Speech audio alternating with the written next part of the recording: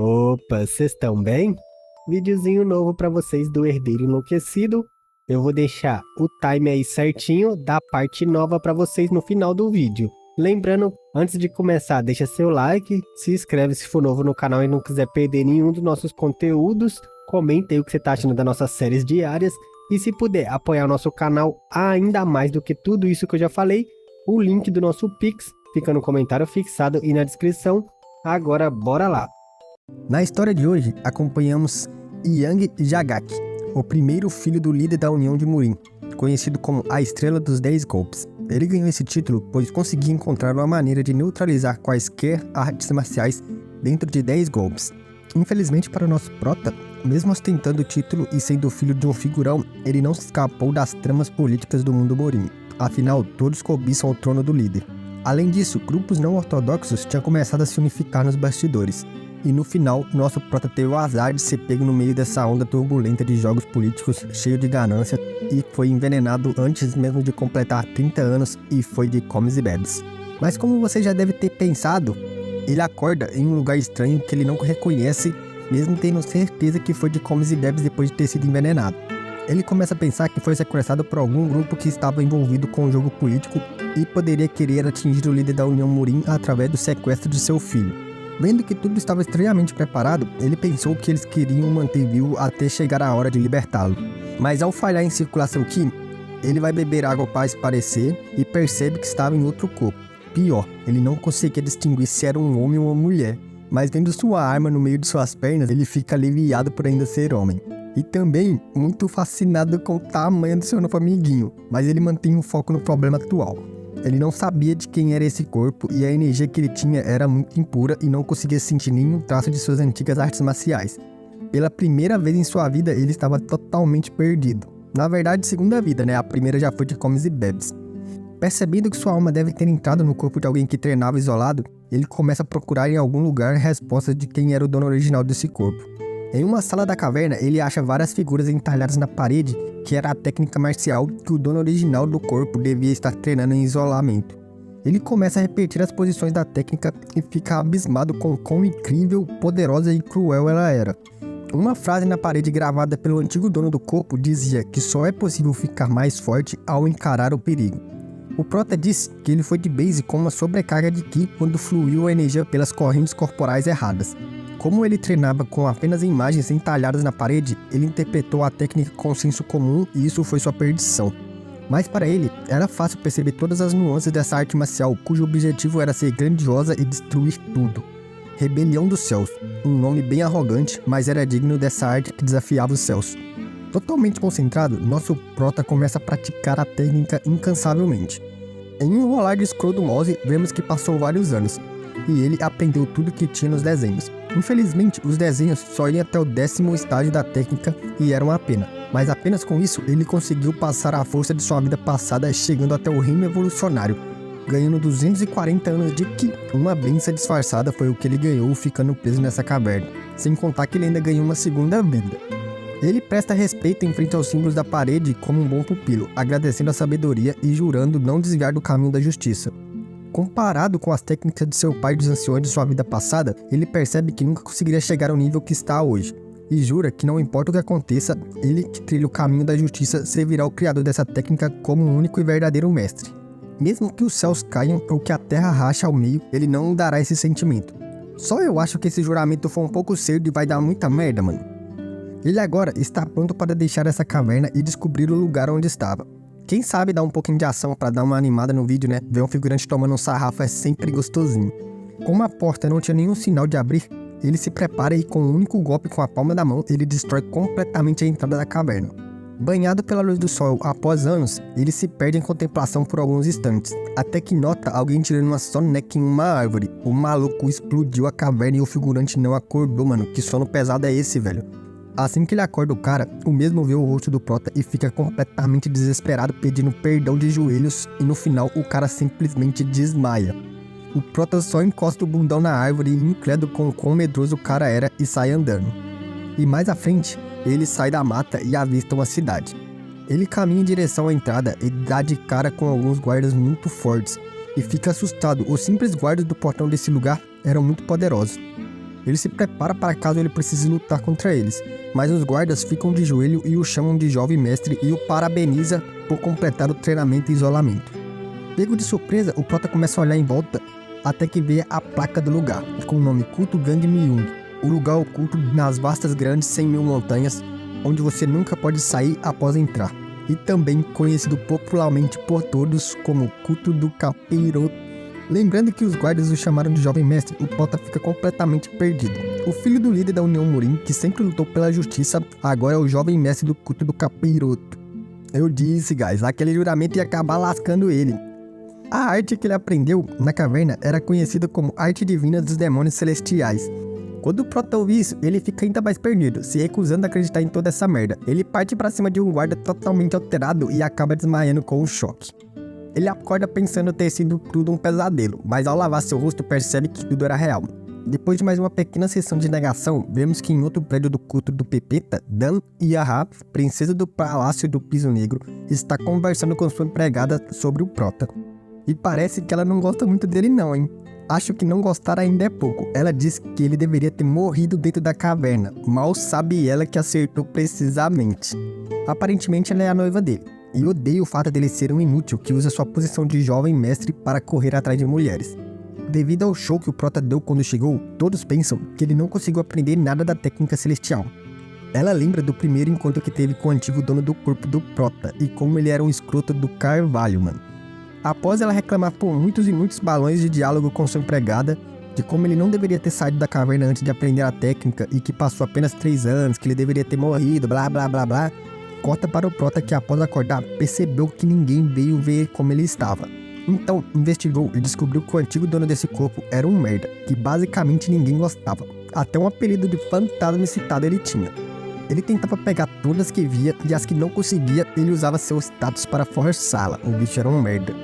O único motivo para ele conseguir ficar vivo até entrar na caverna foi devido ao seu pai, o líder do culto demoníaco, um dos 3 seres supremos que ultrapassava até os 10 mestres da humanidade, Ma Taepium. Mais uma vez, após vários balões de diálogo que só serviram para mostrar o quão bosta era o antigo dono desse corpo e como ele estava lascado sem nada agora no culto demoníaco e blá blá blá blá, o prota está preparado para aceitar e diz que vai viver do seu jeito. E nessa hora, a garota que vai ser sua esposa entra pela porta pegando-o de surpresa. Ele pergunta quem ela era, assustado, a fazendo explodir de raiva, e pergunta se ele já esqueceu dela. O prota faz uma série de análises rápidas e chega à conclusão que deveria ser criada dele, o que não poderia estar mais errado. Como ele estava tendo alucinações devido ao pânico de estar preso no culto demoníaco, ele tenta fazer um papel de cara mau e estoico, e humilha a garota, que começa a chorar e sai correndo do quarto. Fora do quarto, ela o amaldiçoa e pensa que antes de se casar com alguém como ele, ela prefere morrer. Dentro do quarto, o Buão ainda não percebe a burrada e só lamenta de ter deixado ela ir antes de pedir comida, já que ele estava morrendo de fome. Ele sai do quarto e vai conversar com Ia e o Tal, seu guarda-costas. E para variar, ele é outro merda igual o antigo dono do corpo. Ele faz a pegadinha dizendo que a memória do prota tá ruim porque lhe falta energia em a energia que vem das mulheres na hora do sexo. O prota o empurra para longe e o figurante diz que ele está estranho, falando igual pessoas da seita ortodoxa, fazendo o prota se cagar de medo, pensando que tinha sido descoberto e se preparando para passar o maluco no cerol. Mas nessa hora, o cara começa a rir igual um lunático, dizendo que era só uma pegadinha, o que lhe rende um soco bem dado no pote. O prota pede para ele o explicar como as coisas funcionam no culto, mas sua barriga começa a roncar na hora e eles acabam indo conversar no restaurante. Quando os dois estavam indo, o figurante lembra que não dava pra ir no restaurante top de linha que ele tinha falado, porque hoje era a reunião dos herdeiros do culto, onde os filhos das famílias mais importantes se reuniam. Mesmo com os vários avisos do figurante, o prota decide ir à reunião. Eles caminham enquanto o figurante explica como o culto é estruturado. Eles descobrem que alguns membros querem eleger um novo líder, já que Ma Taepium sumiu e ninguém sabe onde ele está. O protagonista diz que como ele está ali, não deveria ter problema, mas o figura disse que ninguém vê ele como líder, já que ele era faca ignorante e só faz merda onde quer que vá. O prota dá uma bronca do figuras por falar assim dele, e lembra que prometeu aceitar o demônio celestial como mestre quando aprendeu a técnica da caverna. Ele não era um homem que volta atrás com suas palavras. Ele descobre que o culto demoníaco tem 1 milhão de membros e fica incrédulo. Outra coisa que ele não entende é como os grupos espalhados não começaram a rebelião quando o líder sumiu há 2 anos. E a verdade é que os grupos não estavam unidos, e por isso ninguém queria dar o primeiro passo. Então, eles estavam esperando pelo Festival Celestial, que acontece a cada 2 anos. Mas agora que o Prota voltou, sendo o legítimo herdeiro, lascou os planos deles. Já de noite, no restaurante onde ia acontecer a reunião dos herdeiros, a chegada do protagonista deixa todo mundo de surpresa. Ninguém imaginava que o inútil filho do líder iria à reunião. Quando Dan Yanha, que seria a futura esposa do Prota, vê ele chegando, tenta fugir. Ela ainda estava irritada com ele, mas ele rapidamente a alcança e os dois conversam. O lerdão ainda continua pensando que ela era uma criada, causando mais problemas. Porém, pela elegância e o modo de falar do Prota, ela acaba pensando um pouquinho melhor dele. Os dois se separam e o Prota diz que ela lembra muito sua irmã e promete retornar para vê-la um dia. Depois que ele e sua futura esposa se separaram, ela fica toda sem graça, se recusando a acreditar que ficou coradinha perto dele. Ele, por outro lado, mais burro que uma porta, simplesmente volta para o restaurante e diz para o seu guarda que estava no banheiro. E os dois vão para a mesa onde os outros herdeiros dos 7 palácios do culto estavam. O herdeiro do palácio mercante, que nosso Prota o apelidou de Sapo, tenta desesperadamente o humilhar, mas nosso garotão simplesmente senta na mesa enquanto seu guarda-costa e o Sr. Sapo estavam discutindo e começa a comer.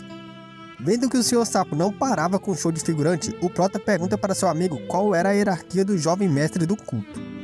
Depois de ouvir isso, o Sr. Sapo acaba tentando acertar o Prota, que usa o amigo como escudo humano. Então, ele diz que como o Sr. Sapo tentou assassiná-lo, se rebelando contra o culto, tentando roubar o lugar do jovem mestre, ele irá ao Palácio Mercante conversar com o pai do Sapão.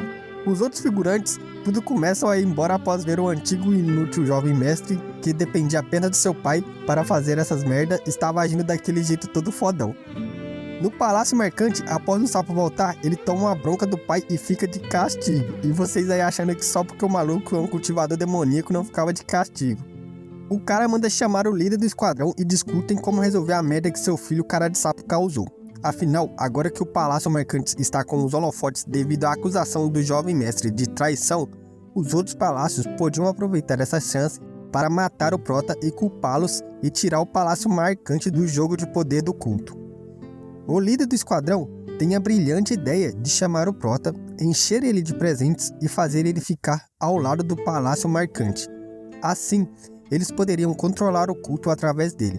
Uma jogada muito inteligente, se fosse um antigo jovem mestre. Nosso Prota já estava pensando em tudo o que estava acontecendo e se planejando enquanto meditava em seu quarto. O amigo bobão dele entra no quarto desesperado pela merda que aconteceu no dia anterior. Mas nosso Prota apenas pergunta para ele quem ele era, senão o jovem mestre da porra toda, caramba. Então ele acalma seu amigo e pede uma lista de nomes para que ele possa usar para ver quem ele vai pôr para morar nos quartos do palacete que ele vive. Afinal, tem 11 quartos e apenas um ocupado. Eles se disfarçam e saem para completar essa tarefa. E o Prota vai aprendendo mais sobre o culto e das dificuldades que eles enfrentam em morar nas 100.000 montanhas. O Prota pergunta por que eles não se mudam, e a resposta é que fora desse lugar, todo mundo os vê como uma ameaça. O Prota diz que isso é devido à brutalidade e seu amigo diz, olha quem fala, né? O fantasma excitado. Para quem não lembra, esse era o apelido do antigo dono do corpo que foi de Comes e Bebes. Após ouvir isso, o Prota fica preocupado. Mesmo que ele encontre pessoas para recrutar, quem iria querer ficar do lado dele, considerando como o antigo jovem mestre era um merda em todos os aspectos possíveis. Eles chegam à biblioteca e o velhote que cuida de lá, muito suspeito, começa a falar em código com seu colega. E depois de algumas palavras, o velho coloca os dois para fora e abre uma passagem secreta. Ele pergunta para alguém se pode deixar os dois entrar. Um velho em uma cadeira de roda que fala palavras difíceis e filosóficas diz que pode deixar os dois entrarem de boa. Quando o Prota vê a salinha, fica totalmente desacreditado. Tinha informações de basicamente todas as pessoas importantes nas planícies centrais. E o que mais chamou sua atenção e o fez ficar ansioso ou furioso, é difícil ler as emoções nesses quadrinhos, foi que ele viu que seu pai estava na lista. Ele encara o velhote na cadeira e diz que ele conseguiu muitas informações para ser um simples velho. E continua dizendo que se essas informações fossem usadas por pessoas ruins, muito sangue seria derramado. Acho que nosso menino ainda não entendeu o significado do culto demoníaco, só acho, mano. O velhote muito debochado diz que nosso Prota seria um rei terrivelmente bonzinho, fazendo o amigo e guarda-costa deles perguntar se ele estava procurando a morte, ou dizer algo assim para o jovem mestre do culto. O velho disse que esse era seu trabalho. E então ele disse que se por acaso chegasse a morrer ali, ninguém mais sairia dessa sala. Então ele aciona uma trava em sua cadeira de roda que tranca a porta. O prota pergunta se ele iria o matar para impedir que a informação vazasse. Mas o velhote simplesmente diz que ele apenas espera que ele considere o aviso de não vazar as informações. O prota então disse que poderia muito bem dizer que sim e depois voltar com mais pessoas para pegar o velho. E o velhote disse que no meio tempo disso acontecer, ele já teria fugido. Rapaz, tomara que esse velho vire aliado do nosso prota, tô gostando demais, mano. Após os dois deixarem um pouco o jogo de inteligência de lado, o velho pergunta por que o prota queria aumentar sua influência, já que ele veio buscar uma lista de pessoas. E o prota disse que na verdade quer a lista apenas para achar bons moradores para os quartos vazios de seu palacete, e os dois continuam sempre com palavras de duplo sentido e frases inteligentes. Rapaz, esses malucos estão jogando xadrez ou trocando informações, mano? Que porra é essa? O prota, vendo que esse velho realmente não era uma pessoa normal, pergunta seu nome. E o velho responde Tong Jaegal, deixando o prota totalmente em choque, literalmente. Olha os raizinhos atrás dele. Conhecido como o Semeador dos Céus, Jaegal Tong, um dos homens mais inteligentes que nosso prota conheceu em sua vida passada, conhecido em todas as planícies centrais, seu superior, que o melhor tratava quando ele entrou no esquadrão do Dragão do Vento. O prota não entende como ele ficou em um estado tão deprimente, preso em uma cadeira de rodas no porão da biblioteca no culto demoníaco. Eles conversam tentando um descobrir as coisas por trás do outro, mas não leva a lugar nenhum. Então, o velhote mostra a lista com registros hierárquicos do culto e deixa o amigo do prota puto quando descobre que ele colocou o jovem mestre do culto como maluco e insano. Vendo que seu amigo estava o atrapalhando, o prota manda ele buscar muita água, falando que estava com muita sede, para deixar ele e o velho sozinhos. Quando os dois ficam a sós, o velho começa a mudar as informações do prota em sua lista, afinal ele era brilhante e inteligente. Tudo que ele fez até agora após sair da caverna estava planejado. Ele foi no restaurante procurar aliados fortes, atiçou o palácio mercante para se proteger e ainda disse que iria à sede deles porque precisava de dinheiro, porque seu objetivo era se tornar o próximo líder. Mas o velho então disse que para ele se tornar o próximo líder da seita, vai ser difícil. Ele vai precisar da ajuda dos anciões, dos palácios ou simplesmente de um velho como ele. Carai, que velho foda, mano. O prota então pergunta qual a chance dele se tornar líder se aceitar a ajuda dele. E o velho disse que era de 50%. E sem sua ajuda era só de 0,1%. Porra! Só que então o prota disse que o alvo dele não era o topo. As 100 mil montanhas é apenas um mero canto das planícies. Mesmo que ele chegue ao topo, ele ainda seria um tigre em uma montanha. O que ele queria era moldar as montanhas e mudar o culto demoníaco. O velho nem o leva em consideração, afinal ele não acredita que o prota podia fazer isso. E ainda diz que o prota não era insano, e sim perdido em suas próprias fantasias. Ele começa a falar muita merda o desencorajando, falando que ele não conseguiria. Ele diz que o culto só acredita em força e valoriza ela acima de tudo. E que o prota deveria parar de sonhar e aceitar sua parceria, que ele o ajudaria a chegar ao posto de líder do culto. E ele deveria ser rápido, porque a qualquer momento um assassino dos palácios pode acabar o matando. Totalmente irritado com quão baixo seu companheiro da vida passada caiu, o prota diz que vai fazer ele se lembrar de quem ele era. E pergunta para ele por que ele diz que é impossível e libera seu poder enquanto fala que mudará o culto com suas próprias mãos e que se ele ficar em seu caminho perdido em sua ganância sem sentido, ele vai acabar com a vida do velho ali mesmo.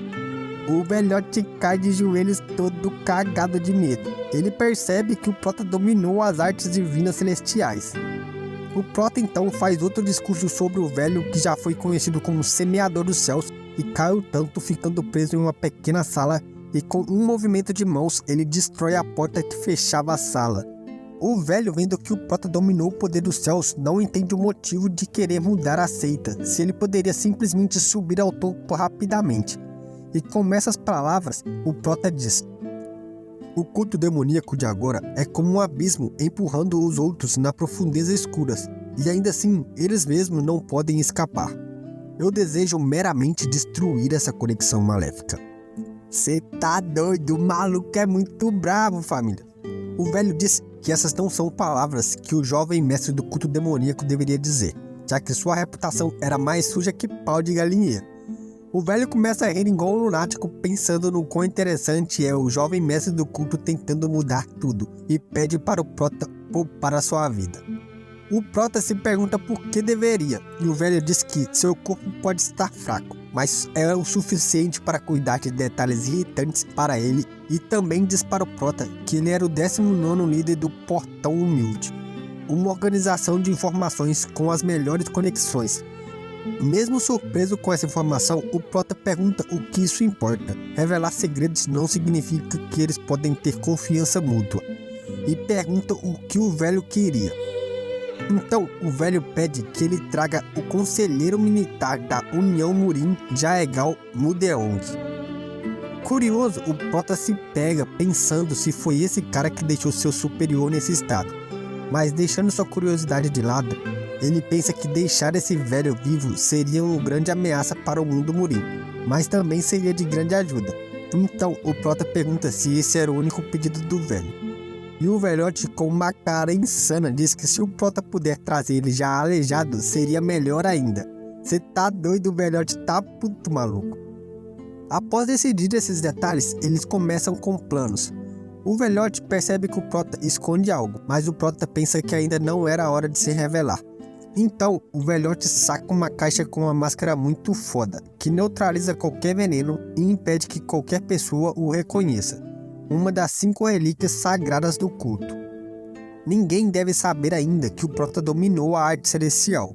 O velho diz que assim que eles descobrirem, o Prota vai ter que lidar com pelo menos 50% de todo o culto. Ele terá 4 meses para conseguir pelo menos metade dos anciões e palácios do seu lado, antes do festival celestial. As pessoas comuns do culto vêm sofrendo muito, então é daí que o Prota tem que partir, para construir uma boa base ajudando essas pessoas. Mas terá que fazer isso disfarçado. Então fica combinado dele ir atrás do segundo membro para seus quartos vazios, Yu Taeshik, já que ele diz que o primeiro vai ficar ocupado pelo velhote. Nessa hora, seu amigo volta com a água e diz que conhece esse cara, um guarda-costas do culto que depois que sua esposa faleceu, se perdeu em bebidas e drogas e vive na sarjeta. O Prota então começa a sair e chama seu amigo, o deixando puto por ter carregado água à toa.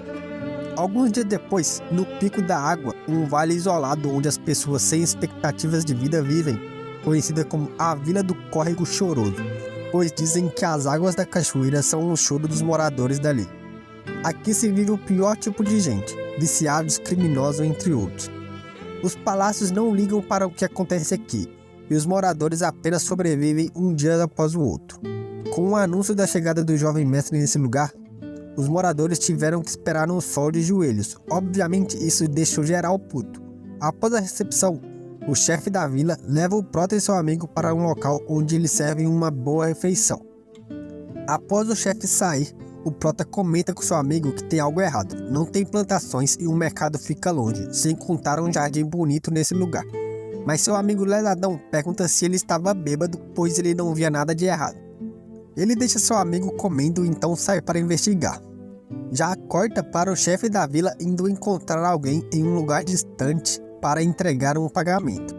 Vendo que tem menos que o normal, o cara de capuz pergunta por que tem menos que o de costume, e o chefe diz que tiveram que parar os trabalhos para preparar a vida para o jovem mestre que tinha vindo sem avisar para o local. O cara então pede o dobro no próximo mês, e quando o chefe começa a sair, ele pergunta o que aconteceu com Yu Taeshik. O chefe da vila diz que ele está quebrado e se tornou um servo humilde da casa de apostas. O cara manda o chefe da vila levar a filha do cara como presente pro jovem mestre de noite. Que maluco FDP, mano. Aparentemente ele tem algum ódio com o cara que o Prota veio procurar. E pensando que o Prota veio comprar drogas e se divertir com as mulheres, ele resolveu dar a filha do cara para ele se divertir, para causar mais confusão. Mas ele não contava com um protagonista reencarnado overpower para acabar com os planos deles. O capítulo 10 começa com o Prota fazendo uma analogia das origens do culto do capiroto, que começou para servir um deus benevolente, mas as chamas que deveriam prover luz começou a queimar tudo, então o deus virou um demônio. O Prota e seu amigo andam pelas ruas da vila. O estranho é que mesmo com várias casas, eles viam muito poucas pessoas. E mesmo com o tempo quente, as pessoas ainda usavam roupas de inverno. Vendo isso, o Prota para uma mulher que passava. Ele pergunta para ela se ela não estava com calor, mas ela começa a desviar o olhar. Então, ele tira uma parte da roupa dela, fazendo seu amigo ficar louco, pensando que era outro tipo de feitiço estranho dele. O Prota vê a perna da mulher toda marcada, e do nada começa a cair folhas do jardim que vimos antes. Nosso Prota, muito inteligente, descobre alguma coisa, mas a gente não descobriu nada porque não mostra, então ele diz para os seus amigos para voltarem. Com aquele corte mais rápido que a Tramontes, vemos o chefe da vila pulando no lago da vila, que era a passagem para a casa de apostas que ele disse anteriormente com o cara de capuz. Ele encontra com seus subordinados e vemos que a falta de pessoas da vila, que o Prota comentou, se deve ao fato de a maioria deles estarem jogando aqui. Enquanto ele passava, uma briga começa entre dois jogadores de cartas. O velhote, que parecia ser um bosta, já logo mete a peixeirada na mão do maluco e manda eles ficarem quietos, senão ele mataria os dois. Carvalho, mano, eu achei que ele era só um puxa-saco do baralho, mas ele é foda. Ele manda chamar todos de volta para o trabalho, pois a próxima carga vai ter que ser o dobro, como vimos o cara de capuz no último vídeo pedindo. O capanga dele diz que seria arriscado com o jovem mestre na vila, mas o chefe, que ainda pensa que nosso garotão é o inútil antigo jovem mestre, disse que ele só estava na vila porque queria dar um fight com as cremosas e se jogar nas drogas. Lembrando, guys, não usem drogas, o Proerd adverte. Ele também manda buscar o Yutashiki e sua filha, que será presente para o jovem mestre. Na casa de Yutashiki, sua filha estava tratando dele. E tipo, falar que belezinha, hein? Será que teremos um harém nessa obra? Yutashiki tá de mal a pior. Depois de toda essa merda que aconteceu com ele, começaram a dar um suposto remédio pra ele, mas que na verdade só deixa a condição dele pior. Sua filha já percebeu isso e quer aproveitar o alvoroço com a chegada do jovem mestre a esse lugar para fugir com seu pai. Quando seu velho ouve a palavra jovem mestre, começa a ficar irritado, mas no final apenas solta uma risada forçada. Será que a morte da sua esposa foi culpa do jovem mestre? Fica essa pergunta no ar aí. Enquanto ela se pega pensando na condição de seu pai, que só vai continuar piorando se continuar ali, o capanga chega na porta e manda ela e seu pai o seguir, e diz que ela tem 1 hora para ficar limpa e bem arrumada. Já na casa de aposta, após o susto inicial da garota, eles a separam do seu pai, dizendo que o chefe quer ver apenas ela e que eles cuidarão de seu pai com os remédios.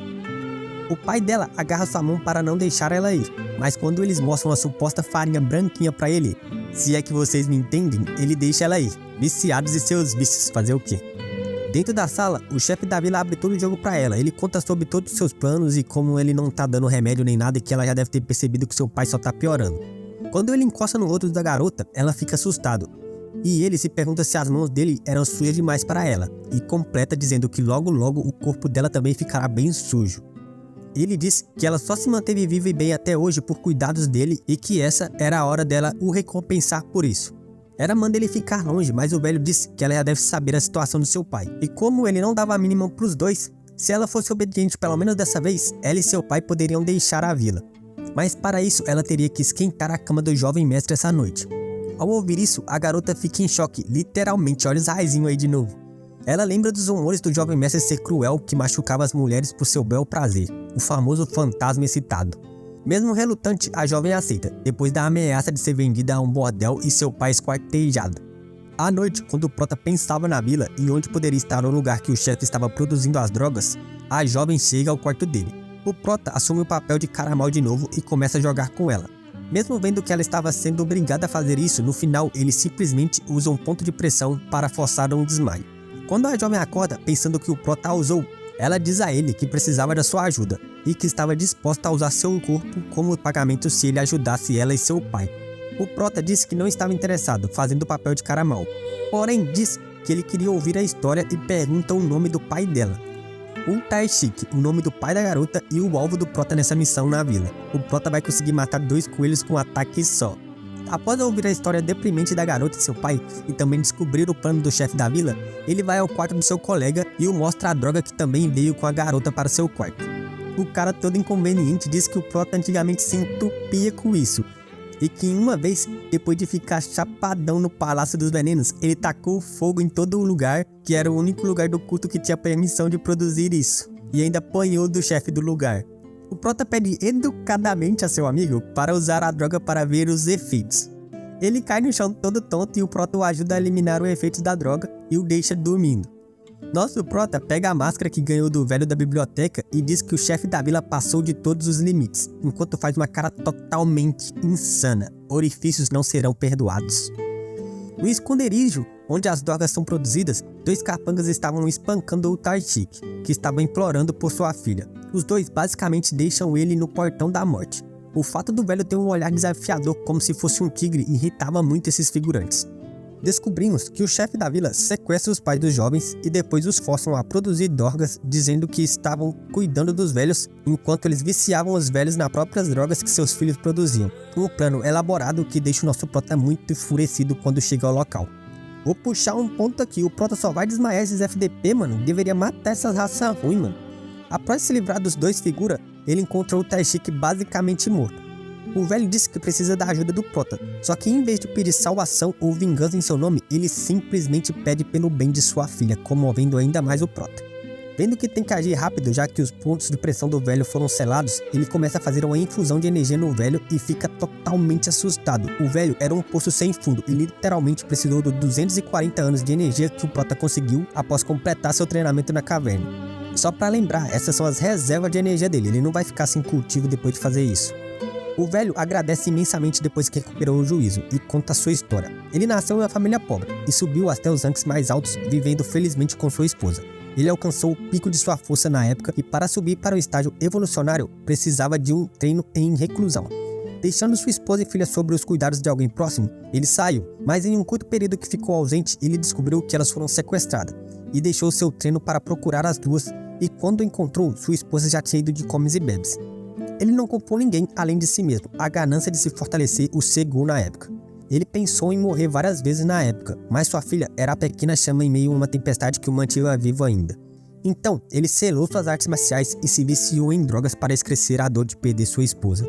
O prota pergunta se ele preferiria morrer em vez de ser salvo por ele, mas ele diz que ele não estava em seu juízo perfeito devido às drogas e nunca esqueceria a bondade do jovem em sua frente.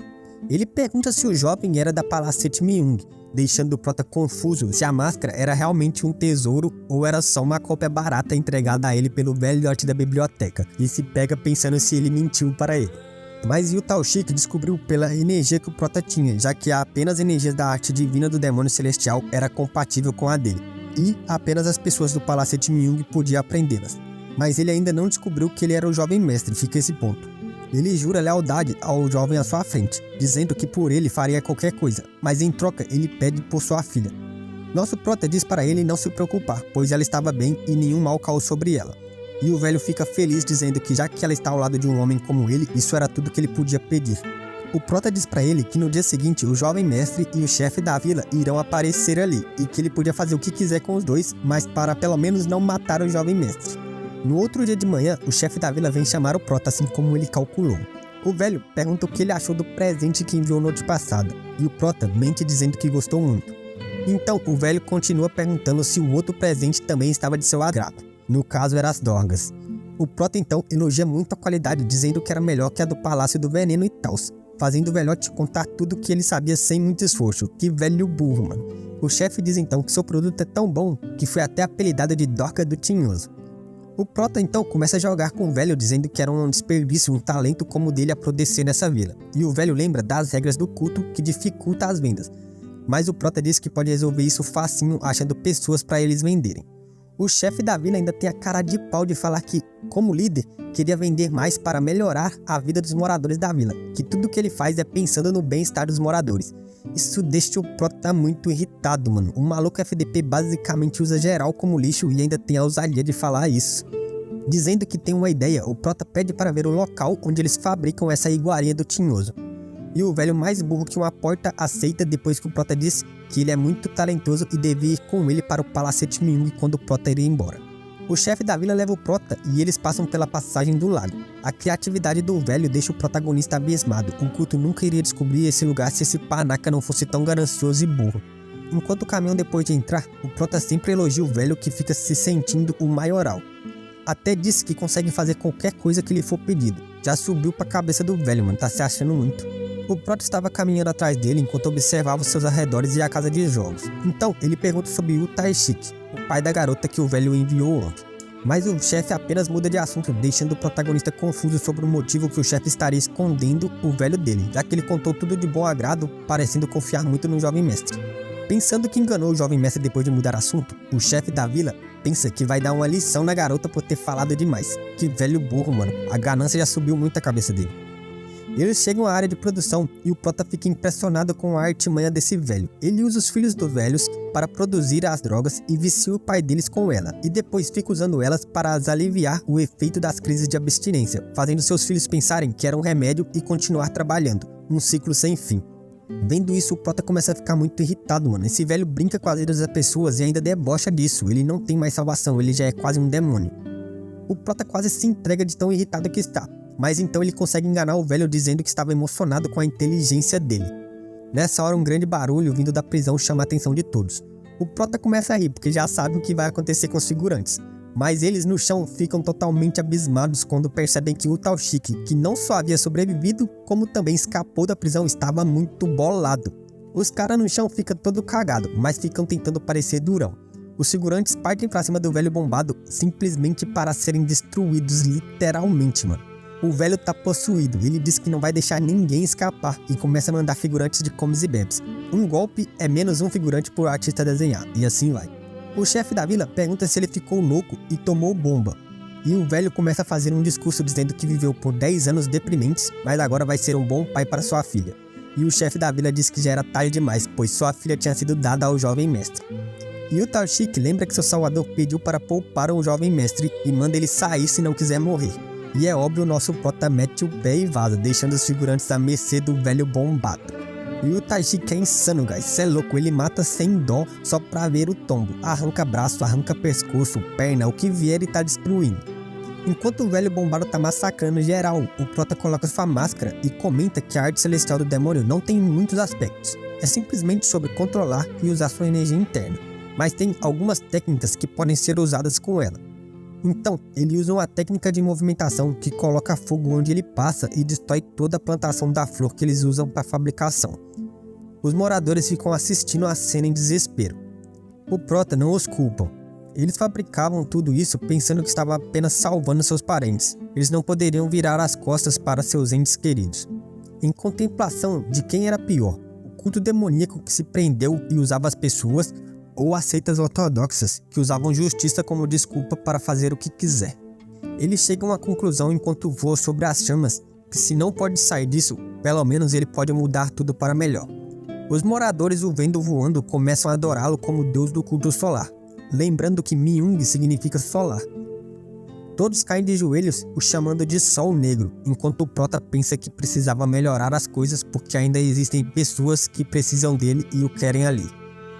O capítulo começa com uma multidão no dia seguinte na frente do palacete de Myung, perguntando se ele iria ignorar seus fiéis. Quem eles deveriam seguir então? O acompanhante dele estava se perguntando onde estava aquele maluco, enquanto roía sua unha, pensando que geral ia esfolar ele vivo. Eles vão acabar invadindo tudo e o pegando. Ele vira para uma mulher que estava do lado e pergunta se ela sabia onde ele se enfiou. E a mesma simplesmente balança a cabeça suando frio, falando, sei lá. Perdido, ele simplesmente sacode a cabeça, mano. Fala sério. Eles não têm nenhum momento de paz desde que nosso protagonista voltou. Será que ele deveria... Só que antes dele completar suas falas, nosso protagonista todo bobo tava lá atrás sentado na mesa falando, deveria o quê? Sair do meu palacete com o rabinho entre as pernas? Se quiser, posso permitir que fique na vila do Córrego Choroso. O cara gagueja. Jovem mestre, de onde tu veio, cara? Enfim, não viu o que tá acontecendo lá fora? Pera aí, não temos tempo para isso. Precisamos nos esconder. E ele fala, por que eu deveria me esconder? O cara, hã? Você viu o que tá acontecendo lá fora, meu irmão? Eles vão te rasgar em pedacinho, cara. Ficou louco? E o prota, não precisa fazer tanto drama. Saindo para encarar a todos. Ele então abre a janela e encara a multidão como se não fosse nada. Logo, vemos geral gritando, é o jovem mestre, ele apareceu.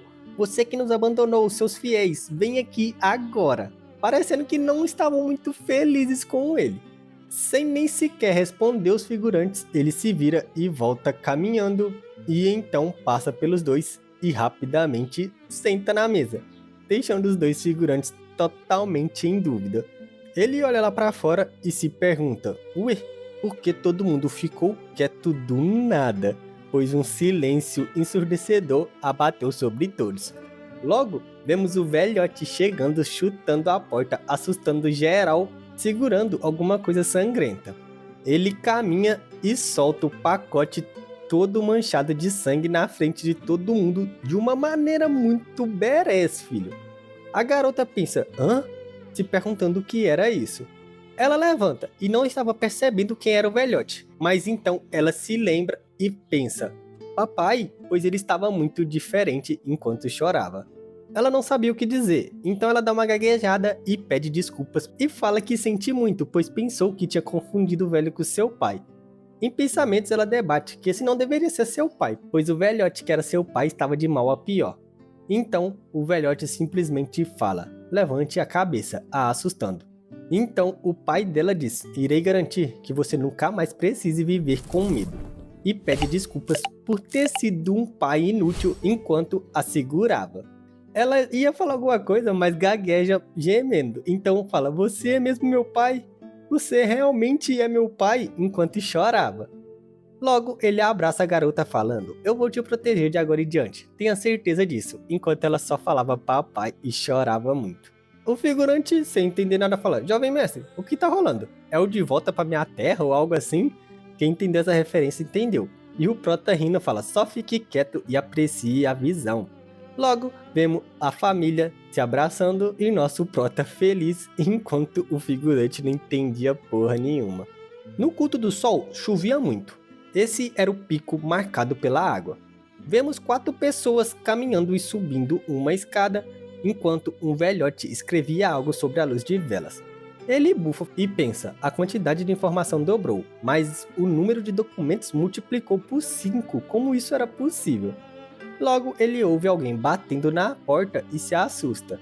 Então ele corre para receber os 4, que era o protagonista, o figurante, pai e filho. Vemos o velhote da cadeira de roda, que era bravo pra caramba, falando: e aí, jovem mestre? Ele diz que não tem ideia do que está acontecendo e pede que ele explique rapidamente a esse velho ignorante. Vemos a filha e o pai olhando para os livros todo bobo, enquanto o outro figurante já tinha tirado a roupa para se secar. E o prota pensando: meu Deus, que bagunça. Ele diz que vieram do Corgo Choroso. Estavam voltando para o Palacete Minhung quando a chuva começou, então resolveram passar ali um pouco. O velhote fala: é difícil entender o que disse. Eu nunca pensei que esse era o local onde qualquer um poderia entrar e sair facilmente. E o prota fala: bem, é você quem cuida de quem passa pelaquela porta, não é mesmo? E o velhote encara ele, e o prota também encara um velhote em silêncio. Logo o velhote começa a rir, né? Realmente você está certo. Ele se apresenta para o velhote bolado falando: eu sou Jiagao Tong. Como pode ver, não estou mais no pico da minha forma física, então não posso cumprimentar o direito. Espero que entendam. E a garota fala: eu sou Yu Haruing. E o velhote vira as costas e diz: eu sou Yu Taishik. Então ele completa: você quem disse para o jovem mestre procurar por mim? Como chegou a essa conclusão? E o velhote da cadeira de rosa diz: eu tenho te observado há bastante tempo, inclusive antes de ter ido parar naquela vila. E o velhote com os olhos sanguinários diz: não era essa a resposta que eu esperava. Primeiro, se esconde como um rato e fica de olho em cada passo meu, e continuou fazendo isso enquanto assistia minha condição se deteriorando? E o velhote sem defesa fala: não foi fácil pra mim também. Havia muito sobre você que eu não sabia, considerando que estava naquele lugar por 10 anos. Mas vou observar com mais calma agora. O outro fala: fique à vontade, se você viver suficiente para isso. E o da cadeira de roda fala: então eu tenho mais uma razão para viver. E o velhote fala: mais um motivo para não morrer logo então. O protagonista, não entendendo as coisas, pensa: artes marciais contra literatura, igualzinho água e óleo. Esses dois não se misturam de jeito nenhum. Ele fala: chega, não vou permitir briguinhas entre os membros do Palacete Minhung. E o velhote fala: sim senhor. E o da cadeira de roda ri todo debochado: tudo bem. Ele fala: como somos como água caindo no mar, nossas origens são diferentes, mas agora estamos no mesmo lugar. Espero muito que possamos fortalecer ao unir nossas forças e trazer o renascimento para o meu palacete. Ele fala: eu não vou deixar que ninguém nos separe fácil, e farei tudo ao meu poder para fazer a gente crescer ainda mais. E contempla: essa era a sua promessa para eles como filho adotado. Com essa pessoa que estão prestes a se tornar membros da família do Palacete Myung, eu os escolherei e adentrarei com eles até o fim. A garota gagueja falando sim, e o velhote simplesmente diz, sim senhor. E o figurante fala, eita mano, até me arrepiei aqui. Jovem mestre, você não devia focar em algo além da sua mãe que morreu? E o cara da cadeira de roda tava rindo feito maníaco, mano, eu não entendo esse velhote. O prota todo putaço fala, não tinha um ditado que dizia, promessas foram feitas para ser quebradas? Logo, vemos uma reunião entre todos. E o da cadeira de roda fala, enfim, os moradores da Vila do Córrego Choroso se acalmaram. Todo mundo fica em silêncio encarando a vela. E o velhote fala, ótimo, resolvido então. Agora devemos focar nos 7 palácios secundários. Jovem mestre, você deve estar querendo recrutar aqueles que ainda não têm filiação, mas não temos tempo para isso. Daqui a 4 meses, o grande Festival Celestial começará, e devemos focar em conseguir pelo menos uma de 2 coisas desse festival, que são aumentar nossa influência, e a segunda é reduzir a influência do resto. Os 7 palácios secundários do Culto do Sol, cada um deles tem um grupo próprio de artes marciais. Cada mestre do palácio tem maior posição dentro do Culto do Sol. É como se pensassem em 10 anciões de uma liga ortodoxa normal. O culto demoníaco é extremamente poderoso. O figurante gagueja, mas por que tá contando isso para a gente agora? E todo mundo se olha encarando, falando, putz, verdade. O prota fala, eu achei que você estivesse entediado. E o figurante fala, pô, mas isso aí tá chatão, hein? E o prota vai ficar interessante logo logo. Continue, velhote. E o velho já tava sem paciência com esses burros. Ele fala, os palácios parecem cooperar, se mantendo fora do caminho do outro, mas na verdade estão constantemente lutando entre si. Se não fosse por essa fachada, o Culto do Sol já teria selecionado um novo líder. O velhote bolado fala, mesmo se quiserem quebrar essa tradição, o grande Palácio do Sol não permitiria isso. E o velhote fala, exatamente, por causa disso os 7 palácios secundários estão fazendo o escarcéu quanto à falta do líder. No Festival Celestial do Culto do Sol, vários competidores irão lutar para eleger o próximo líder. Mas nosso jovem mestre voltou, e ouvindo isso o prota exclama. E lembrando da cena dele descendo a escada chegando, faz ele perceber que isso muda tudo. Ele diz que agora haverão pessoas tentando assassinar o jovem mestre, enquanto os outros vão querer se juntar a ele. O cara boladão fala, ninguém machucará meu senhor enquanto eu estiver vivo. E o cara da cadeira de roda fala, seria ótimo se pudéssemos protegê-lo, mas será impossível lutar contra todos eles sozinho. A única maneira para o jovem mestre sobreviver seria entrar na competição para o próximo líder. O figurante fala, entrar? Pra quê? Pra ele cravar a própria cova? Não acha que falar pra ele fazer isso é basicamente mandar ele para o matadouro? E o velhote fala, ele deve ascender ao trono do dragão. E o figurante ainda não entendeu, fala, ele vai acabar que nem cachorro morto. O prota pensava, acho que você quer dizer com problemas, ô filho de uma égua. O figurante se vira rapidamente falando que tinha um pedido para o jovem mestre. E o prota pergunta o que era. Ele fala, por favor, volte logo para a tumba do... Mas toma logo um tapão na beiça, fi. O velhote fala, no momento, os 3 candidatos mais próximos ao próximo líder é o mestre do Palácio das Artes Sangrentas, mestre do Palácio do Massacre e o primeiro ancião Hong Hakishan. O velhote bolado fala, esses 3 são mestres absolutos de artes marciais e chegaram ao estágio do Demônio Supremo e vão acabar sendo os maiores obstáculos. A única sorte que temos é que eles estão um contra o outro. Por fora, parece que o Palácio Mercante é aliado do Palácio das Artes Sangrentas, do Palácio do Prazer e do Palácio do Massacre, mas na verdade não é. Conforme suas influências aumentam, é apenas uma questão de tempo até que eles se dividam sob um dos menores dos problemas. E quando isso acontecer, nosso prota será possível que tome a posição de líder. Eu acho que nem precisa disso, porque o bichinho é brabo pra caramba. O velhote fala, um mero bibliotecário da Biblioteca do Sol agindo como se soubesse tudo. E o velhote fala, tenho certeza de que sabe tudo sobre a Biblioteca do Sol, mas qual é a sua dúvida? Ele diz, para começar, este não é um bom lugar para planejar nossa estratégia. Meu senhor precisa voltar ao Palacete do Sol. Normalmente seria assim há um ano atrás, mas agora é diferente. No momento em que o Palácio do Sol apoiar o jovem mestre, os 4 palácios secundários irão nos atacar e a derrota será instantânea. O velhote fala, você tá louco, mano? É impossível isso, enquanto estivermos o esquadrão do demônio celestial ao nosso lado. E o velhote simplesmente aponta. 20% de chance então. O boladão fala, o quê? Sem entender muito a lógica desse pensamento. E o velhote fala, a probabilidade de vencermos, mesmo se o Palácio do Sol nos apoiasse ativamente, é de 20%. E o velhote contemplando resmunga. O prota olha pro figurante que tentava disfarçar ao máximo o olhar e suava frio. Ele então diz, esse velho tá me tirando? 20% na verdade deve ser tipo uns 2%. O Palácio do Sol ficou muito fraco desde que o líder anterior caiu fora. Falando nisso, como vamos vencer com o apoio de um palácio que nem cabeça tem? O boladão coça na barra e fala, 20% é meio difícil de acreditar mesmo. E o figurante fala, é isso que eu tô falando. E o boladão completa, eles ficaram tão poderosos assim quando? E o figurante, sim, é isso, o quê? Poderosos? E o velhote da cadeira de roda fala, sim, se o Palácio do Sol lutasse sozinho contra eles, a chance seria de menos de 1%. E o boladão resmunga. O figurante fala, mano, mas quem precisa se envolver para chegar em 20%? Vovô Tong, não tá me dizendo ser você, né? O prota já tava biruta com esse velho, mano. Fala, véi, você tá surtando. E simplesmente aperta o pescoço do maluco. O velhote fala, sim, o Palácio do Sol ficou mesmo fraco desse jeito. Não havia ninguém para controlar todos os poderes conflitantes e era inevitável. E o boladão fala como foi que o culto do Sol chegou a esse estado deplorável. O prota contempla que o culto demoníaco e as planícies centrais não são tão diferentes assim. Uma tempestade estava se formando. O silêncio mais uma vez abate sobre todos enquanto eles encaram essa maldita vela, não tô entendendo nada. O prota simplesmente aperta o pescoço do maluco de volta e fala, pode voltar a falar. E o figurante do nada volta de onde estava antes. É sério, tô dizendo. Só dá pra fazer desse jeito? Não dá só pra esperar até que o líder volte?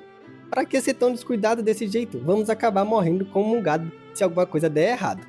A garota que estava em silêncio ouvindo até agora fala, não sei muito sobre a situação, mas eu vivi em silêncio por um grande período de tempo na Vila do Córrego Choroso, porque acreditei ser a única escolha viável. Mas conforme o tempo passou, meu pai foi ficando cada vez mais fraco. Então ela sorri feito um anjo e fala, acho que, se formos lutar eventualmente, seria melhor fazer logo de uma vez. Então ela percebe o que fez e fala, sinto muito se me excedi. E o prota, tá tudo bem. Ele pensa, o que ela disse faz sentido. Se não dermos um jeito agora, as coisas vão continuar ruim depois. Ele fala, eu tenho apenas um objetivo, fazer o culto do Sol voltar a ser o culto do Sol. E o figurante, sem entender suas palavras, fala, ué, mas o culto do Sol já não é o culto do Sol? E até eu já tô ficando biruta nisso. O prota levanta, pega a vara do velhote, que lá ele, né, e fala, não no momento, isso aqui parece mais um culto demoníaco. E pelo bem do meu objetivo, começaremos por esse aqui. Então ele aponta para um velhote, o 12º do culto do Sol, rei do palácio mercante Cheon Senin. 2 dias depois, no palacete do Sol, vemos nosso protagonista meditando com uma densa energia preta em sua volta.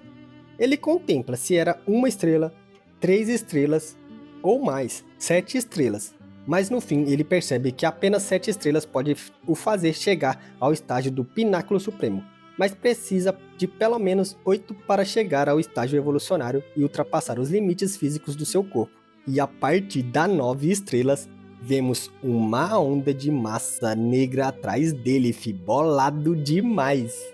Ele continua meditando em silêncio todo boladão e contempla. Esse é o tipo de arte marcial que deve ser usado com cuidado. Se eu ficar apenas em 7 estrelas não vou conseguir melhorar.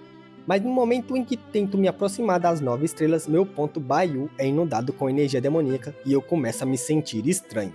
Ele se levanta, passa pela porta e contempla. Deixar isso acontecer seria como simbolizar que me tornei um demônio celestial. Ia ser como mostrar para todo mundo o que está acontecendo. Do lado de fora, ele caminha por uma visão muito linda de cerejeiras e um jardim muito bem cuidado. Alguém pergunta, está tudo bem? E ele se assusta e olha para o lado. Era a waifuzinha, filha do velhote boladão, que tinha chegado para conversar com ele. Ele simplesmente acena que sim com a cabeça e continua seu caminho olhando para o jardim. Mas a garota resmunga falando, e ele se vira perguntando o que foi. Ela pede, desculpe se eu entendi tudo errado, jovem mestre. Você até deu para mim e para meu pai um lugar separado para morar. Eu acho que aqui ela estava se desculpando porque, quem não se lembra, ele era conhecido como fantasma tarado. Ele balança a mão, pensando que parece que o velhote tinha esclarecido as coisas com ela, e diz para ela não se preocupar. Ela, mesmo assim, cabisbaixa, fala: está tudo bem. O prota, continuando sua caminhada, diz: sinta-se à vontade para fazer o que quiser. O Palacete do Sol é esse tipo de lugar. E ela mais uma vez fica toda coradinha olhando para o nosso mito.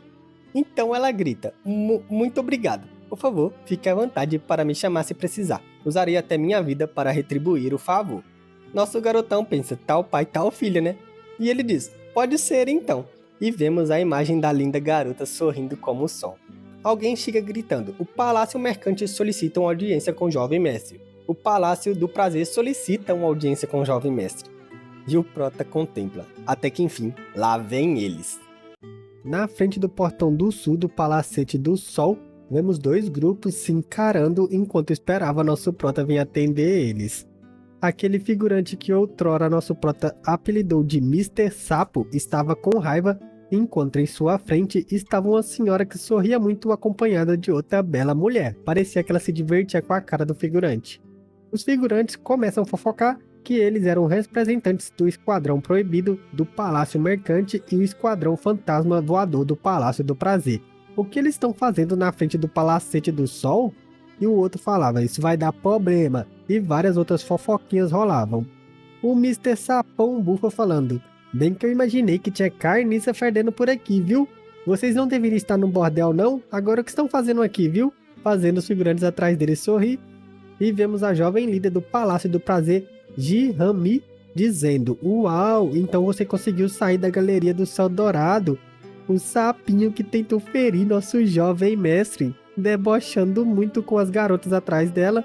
E o cara irritadaço aponta falando: cala essa boca imunda, quem aqui está tentando ferir o jovem mestre? Enquanto a garota debochava muito dele junto com suas acompanhantes.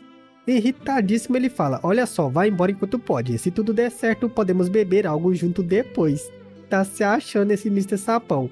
Sombria, meio que com nojo, ela questiona: você sequer pode pagar? Além disso, eu não gostaria de gastar uma boa bebida com um sapo nojento como você. O Mr. Sapão, muito irritado, grita: ladras malditas! E ela: está falando de vocês mesmo? Eles se encaravam até que ouviu um barulho e olham para o lado. Nessa hora, vemos o velho monstrão tigrão lá e o amigo do nosso prota encarando eles com caras bem sérias. A mulher fala: uau, quem é aquele ali? Nunca vi ele antes. E o figurante Sapão resmunga: e aí o talk? Nosso prota lentamente caminha perguntando: o que vocês pensam que estão fazendo causando esse tumulto aqui, véi? A jovem líder do Palácio do Prazer o encara falando: jovem mestre, enquanto o Sapão tava sem graça. Nosso prota, enquanto caminhava, pondera a questão do Palácio do Prazer e do Palácio Mercante, e então todo fodão ele fala: que sem vergonhas, sem emoção nenhuma, parecendo uma divindade, que seu fundo ficou com a luz do sol, ficou muito foda. O idiotinha lá que segue nosso prota grita: ei, o que vocês estão fazendo? Seus idiotas, não vão prestar respeito ao jovem mestre? Assustando os dois, e vemos que os carinhas que seguiram o Mr. Sapão se ajoelham falando: todos saúdam ao jovem mestre, todos saúdam ao jovem mestre, sem graça. Do lado do Palácio do Prazer, todas as senhoritas também fazem o mesmo, todas saúdam ao jovem mestre, fazendo reverência ao nosso protagonista. A jovem senhorita, debochando do Mr. Sapão, bufa dizendo: que sapo mais ceboso. O figurante fala: Ji-Hami, por que você está aqui? Ela diz: e aí o Talk, não tenho nada para falar com você, por favor, saia da frente. Tentando fazer um charme sedutor para nosso prota, ela fala: jovem mestre, prazer em conhecê-lo. Faz um tempo desde a última vez que nós nos encontramos, como tem passado? O fiel escudeiro do nosso prota sem graça diz: lá vai ela se jogar em cima dele. E o Sapão fala: Yu Talk, temo que terei que concordar com você hoje. Acho que nesses momentos pensamos iguais, enquanto a garota estava sem graça. O figurante grita: ei Sapão, quem tá te chamando pra conversa, mano? E a garota segue ele falando: cala sua boca, deixando o Sapão sem graça, e nosso prota encarava os três. Nosso prota, encarando o trio de idiotas, começa a ficar contemplativo, lembrando de seu passado. Ele se questiona se Nangong-ye, Shungae, Tang Pyong-san e Mon Yong-hee estariam bem nesse momento, lembrando de seus amigos do passado. Se virando, ele diz: e aí o Talk, traga-os para dentro, assustando seu fiel escudeiro que diz: sim senhor, em choque. Já dentro da sala, vemos nosso prota sentado sobre uma mesa, enquanto o seu guarda-costa lá, o velho monstrão, encarava ele. Pelas sombras, vemos que seu fiel escudeiro diz: Jami, entre você primeiro, apontando para a garota, e então ela entra mais uma vez, tentando seduzir nosso prota, dizendo, como esperado do jovem mestre, o Palácio do Prazer é muito melhor do que aquele palácio mercante fedido, não é? Nosso prota, meio que sombrio, encara a garota que entrava sem demonstrar emoção nenhuma. Ele diz: está com calor? Fazendo ela questionar: hã? Não, nem um pouco. Então nosso prota diz pra ela não ficar balançando a saia por aí à toa e dizer logo o que queria e então sair depois, a assustando. Ela se vira encarando a prateleira de livros do nosso prota, resmungando por um momento e então diz: parece que você tem se interessado em literatura recentemente. Fiquei surpresa por ter recebido uma carta tão sofisticada de você. Nosso prota questiona: carta sofisticada? Parece que você está falando que eu não era nada sofisticado antigamente? Ela diz: não tenho certeza, mas você ganhou meu interesse. E se aproximando, ela questiona: me pergunto se você também é sofisticado assim na cama. Nessa hora, vemos que o velhote blindão entra em sua frente dizendo: nem mais um passo, assustando ela. Ela olha por ele falando: ei, eu só queria saber quem é esse, seu novo guarda-costas? Nosso prota questiona se ele parecia um guarda-costas para ela. Ela bufa falando: nunca ouvi falar de jovem mestres contratando garotos de programa antes. Se tivesse me dito antes, teria te mandado uma das minhas melhores garotas. Que pena. Nosso prota pondera que essa mulher parecia meio burra. Parece que ela simplesmente esqueceu de qualquer senso de dever ou obrigação que ela tinha. Nosso prota, usando telepatia, diz pro velhote que ele poderia deixar ela passar e ele concorda com a ordem. Ele sai da frente e a garota sorrindo bufa falando: um mero guarda me parando. Ela chega pertinho do nosso prota se jogando sobre a mesa encarando ele. Ela faz um carinho em seu rosto meio que se aproximando para o beijar, totalmente se jogando. Nessa hora nosso prota agarra sua mão, a puxa para mais perto, a assustando um pouquinho que fala: hã? Nosso prota chega mais perto dizendo: Jirami, por quanto tempo terei que ser paciente com você? Ela diz: se você vier para o Palácio do Prazer, você não precisa mais se segurar. Nosso prota questiona: realmente isso é sério? E ela diz: é claro, você não me quer? Nessa hora nosso prota, irritado, simplesmente diz: será que eu deveria te matar? Fazendo ela cair na real. Ela se afasta se endireitando, totalmente assustado com as palavras do nosso prota o encarando. Sem graça ela diz: jovem mestre, você é mesmo indecente. Parece até confiante sobre poder me matar, hein? Ela diz: mas eu ainda não consegui um namorado, então, por favor, seja gentil. Ela tava tentando fazer tudo que nosso prota falava ser duplo sentido, véi. Ela diz: enfim, poderíamos ficar aqui falando sobre prazer, mas eu vou direto ao ponto. Por favor, visite nosso palácio. O receberemos de braços abertos. E nosso prota questiona: por que eu deveria? Tentando parecer malvada, sei lá, toda estranha, ela fala: se você quiser viver uma vida longa, deveria ir com certeza. É a única maneira para você viver uma vida que se encaixe em seu status de jovem mestre. Ou quem sabe o que poderia acontecer com você, meio que soando como uma ameaça. Nessa hora, o velhote ao seu lado questiona em pensamentos: posso matá-la, já exalando energia, enquanto a garota sorria sem perceber o perigo e o caos. Nosso prota simplesmente diz: não, apenas uma dosezinha de Simancol deve ser o suficiente. O velho questiona: ei, você realmente é uma representante do Palácio do Prazer? Essa conversinha fiada de agora foi realmente o que o Palácio do Prazer queria fazer? Assustando a garota que olha pra ele em choque questionando: o quê? Ela questiona: o que você disse? Eu não escutei direito. Não sabe quem eu sou? E o velho não demonstrava nenhuma emoção para suas palavras. Ele diz sombrio: achei que você fosse uma representante do Palácio do Prazer solicitando uma audiência com o jovem mestre, mas, pelo que parece, você veio aqui apenas para se prostituir, assustando a garota que ficou totalmente em choque. Totalmente descontente, ela encara o velhote questionando: já acabou? E ele diz: posso continuar se você quiser. Ela fala: jovem mestre, esse desrespeito, como eu poderia tolerar isso? O velhote questiona: desrespeito? Como poderia eu ser mais desrespeitoso do que essa sua boca sem vergonha? Você é uma criminosa indo contra as regras do culto. Primeiro, tocou o jovem mestre sem permissão. Segundo, você ousou ameaçar a segurança dele. Mesmo se eu executasse-o agora mesmo, seria justificado, fazendo a mulher ficar com tanta raiva que veias apareciam em seu rosto falando: você precisa morrer para aprender quem manda? Nessa hora, ela, se achando, saca 2 espadas de seu vestido, exalando muita intenção de batalha. Nosso prota simplesmente encara ela como se fosse um verme, e então ela parte para cima do velho com tudo, pensando que ia matar ele, que estava lá paradinho encarando ela. Nosso prota pondera que seu palacete realmente não tinha autoridade nenhuma na seita, mesmo sendo jovem mestre. Que pessoal problemático. Vendo a garota resoluta partindo para cima do velhote, ele se questiona se o culto do capiroto sempre foi assim. O velhote não tinha medo algum do ataque da figurante que chegava perto de seu pescoço e simplesmente olha para o nosso prota esperando suas ordens, que dizem pensamentos: só cuidado para não matar ela, enquanto encarava ele. Nessa hora, ele volta sua visão novamente para a figurante que estava pronto para o atacar, e então, quando ela chegou bem perto, ela fica totalmente em choque encarando ele, pois nessa hora, a simples energia do velhote totalmente carmesim tinha parado seu ataque com ímpeto total. Sentindo a grande pressão do ataque que saiu da sala, o subordinado do nosso prota questiona se ele estava bem.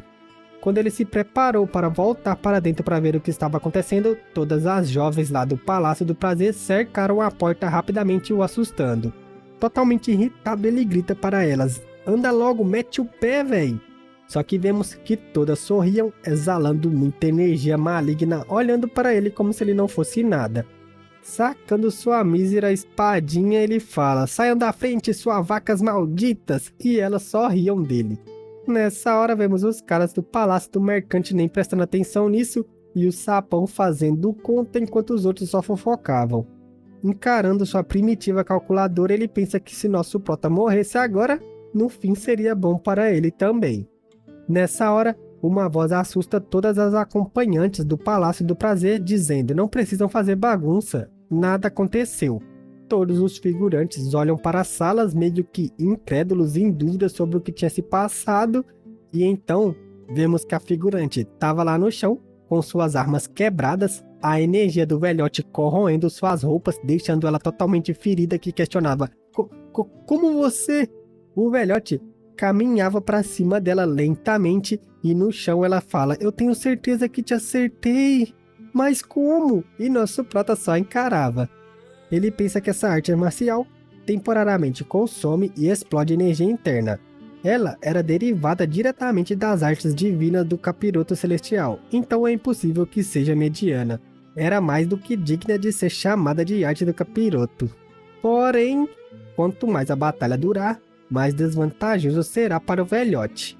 Mas isso apenas se aplica se ele for enfrentar um oponente mais poderoso. Essa arte dá uma força extrema temporariamente, mas ele ainda não consegue usá-la com força contínua. A jovem líder, em péssimo estado, levanta questionando: o que foi que você fez? Tentando se manter em pé para a batalha novamente. Nosso prota começa a se levantar, assustando ela, que questiona: um físico indestrutível? Haha, impossível, uma arma escondida talvez?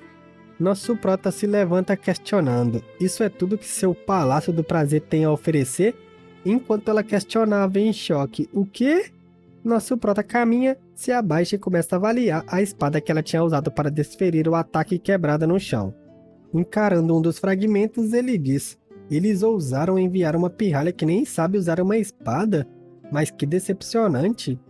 A jovem, irritada, em péssimo estado, chega até cuspir dizendo: nós não, mas logo para, pois nessa hora nosso prota já estava em sua frente, segurando seu queixo, fazendo ela ficar totalmente assustada. Ele diz: como eu deveria lidar com esse desrespeito? E em choque ela questiona: o que você vai fazer comigo? Com seus olhos exalando a intenção de matar, nosso prota questiona: você teve a audácia de tentar caçar a minha cabeça, então talvez eu deva pendurar a sua na frente do Palácio do Prazer. Ou, nessa hora, ele arremessa ela longe, fazendo ela gemer de dor ao ser tratada como um lixo, e diz: deveria simplesmente puni-la aqui? Enquanto ela gaguejava: desgraçado, olhando para nosso prota. Nosso prota simplesmente se vira dizendo: esqueça, Por que eu deveria gastar meu tempo com uma mera criança, deixando ela desolada no chão? Então, exalando muita intenção de matar, nosso prota se vira dizendo: mas eu quero que entregue uma mensagem para a rainha do Palácio do Prazer. E vemos a garota totalmente em choque sobre essa pressão, e nosso prota completa: venha em pessoa da próxima vez. Ela se levanta dizendo: você vai se arrepender de me tratar assim. E nosso prota sorrindo questiona: o que vai fazer sobre isso? E vemos que ela já estava quase chorando, como se fosse uma criancinha segurando as lágrimas em seu olho. Nosso prota nem a encara mais, apontando para a saída dizendo: vaza. Ela se vira sem mais palavras e, como um cãozinho com o rabo entre as pernas, sai em silêncio. O velho, olhando para nosso prota, diz: queria te perguntar, quem é você de verdade? E nosso prota simplesmente diz: e eu sei lá. Só que nessa hora, o velho assusta nosso prota, que encara ele sem palavras, pois ele tinha se prostrado no chão, e nosso prota questiona: o que você está fazendo? Se levante. Ele diz: por favor, me perdoe se eu fiz algo que desagradou. Nosso prota simplesmente diz: tudo bem, só não faça isso novamente. E o velhote diz: como desejar, nunca perguntarei novamente. Sem graça, nosso prota pensa que não era sobre isso, mas tanto faz. O velhote diz para o nosso prota que a rainha do Palácio do Prazer pode parecer fraca, mas ela era muito cruel e tem um temperamento muito explosivo. Ele tem certeza que ela não deixará passar o que aconteceu. E nosso prota diz que foi assim que pensou. O velhote questiona: você já sabia? Não é tarde demais para ir atrás de Jihami e trazer ela de volta. Nosso prota pensa: para amaciar o ego dela? Nem lascando. É só uma questão de tempo até sairmos no braço. Nessa hora, o velhote assusta ele, liberando muita intenção de matar, questionando: ou eu posso me livrar dela? Ele fala: se deixarmos viver, as coisas vão se arrastar. Vai ser melhor acabar com ela aqui agora e depois solucionar o resto com o Palácio do Prazer, deixando nosso prota sem palavras. Ele pensa: eu tinha me esquecido, olhando para o velhote, que esse cara é um ser do capiroto até o núcleo dos seus ossos, e vemos o velhote exalando muita intenção de matar, mano. Nessa hora, nosso prota o chama que diz: sim, meu senhor. Ele fala: tenha certeza de não matar mais ninguém, a não ser que eu te ordene explicitamente, entendido? E ele fala: como desejar, meu senhor. Nosso prota pondera que não faz sentido simplesmente matar pessoas para resolver tudo. Seria como construir um castelo de cartas usando apenas corpos. Ele fala pro velhote que, de acordo com os registros dos ranks, a rainha do Palácio do Prazer parece cuidar muito bem da família dela. Então não faça nada ainda, não até nosso prota fazer o movimento. Ele pondera: a rainha do Palácio do Prazer, será que é impossível mesmo mudar suas opiniões? Nessa hora, todos os figurantes lá fora estavam em choque quando viu a porta se abrindo, pois vemos a jovem líder do Palácio do Prazer saindo totalmente em maltrapilhos, fazendo todas gritarem: jovem líder! Todas elas vêm rapidamente questionando: jovem líder, você está bem? Causando uma comoção lá fora. O servente do nosso prota questiona: o que fizeram com ela? A Jihami é uma jovem líder do palácio, o quão longe eles foram? O sapão questiona: mas que pervertido, safado e inútil. Você deve ter seduzido Jihami com algum tipo de magia, certo? O servo do nosso prota questiona que parece que em seguida vai ser o funeral do sapão, que não percebe isso. Nessa hora, vemos nosso prota saindo com o velhote ao fundo, chamando a atenção do figurante. Ele diz: vamos indo, assustando os figurantes, que questionam: como? Para onde? Nosso prota diz que já sentiu o cheiro do perfume. Era hora de sentir o cheiro do dinheiro, assustando os caras do Palácio Mercante. Ele chega na frente do sapão falando: vamos para o Palácio Mercante, deixando ele sem graça. No culto do sol, no Palácio da Espada, vendo alguém gritando: criada, criada! E vemos uma serva questionando: jovem senhorita, uma dama não deve levantar a voz assim, e se o rei escutá-la? E a noiva do nosso prota diz: e daí? Uma dama não pode sequer gritar no culto do sol? A serva questiona porque ela estava tão irritada, e ela senta bufando dizendo: sei lá. Nessa hora, a serva, entendendo, questiona: aconteceu alguma coisa, sim? Se não, por que você me chamaria? Quer conversar? Você foi encontrar com o jovem mestre? E a jovem diz: não fale dele na minha frente, eu te proíbo. A serva questiona: o que houve? Foi porque você voltou pra cá depois de um tempo fora e ficou com saudades dele? E a jovem grita, como é? Saudades daquele safado irritante? Impossível.